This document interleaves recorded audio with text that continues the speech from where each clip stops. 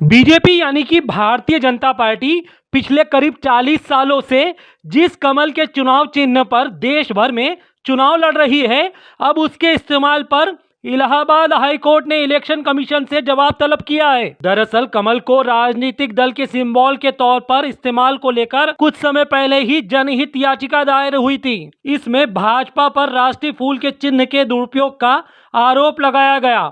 इसी मामले पर सुनवाई के दौरान हाईकोर्ट ने चुनाव आयोग से जवाब मांगा।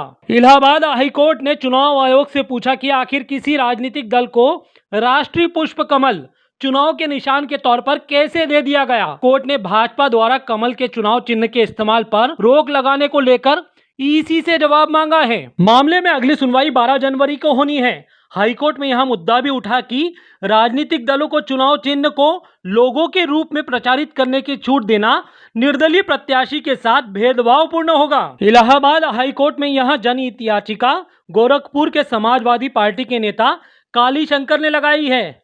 याचिकाकर्ता का कहना है कि किसी राजनीतिक दल को चुनाव चिन्ह पार्टी लोगों के रूप में इस्तेमाल करने का अधिकार नहीं है। चुनाव चिन्ह चुनाव तक ही सीमित है। पार्टी को अपना चुनाव चिन्ह किसी निर्दलीय प्रत्याशी को देने का अधिकार भी नहीं है। राजनीतिक दलों को चुनाव चिन्ह को दूसरे कार्यों के लिए इस्तेमाल करने की अनुमति निर्दलीय प्रत्याशियों के साथ अन्याय और भेदभावपूर्ण है, क्योंकि उन्हें अपना प्रचार करने के लिए कोई निशान नहीं मिला होता। हाईकोर्ट में इस मामले की सुनवाई मुख्य न्यायाधीश गोविंद माथुर और न्यायमूर्ति पीयूष अग्रवाल की खंडपीठ ने की। दोनों जजों ने पूछा कि याचिका में यह मुद्दा नहीं उठाया गया है कि चुनाव चिन्ह केवल चुनाव के लिए आवंटित किया जाता है, अन्य कार्य के लिए नहीं। फिर आखिर चुनाव चिन्ह का अन्य उद्देश्य से इस्तेमाल करने की अनुमति क्यों दी जा रही है।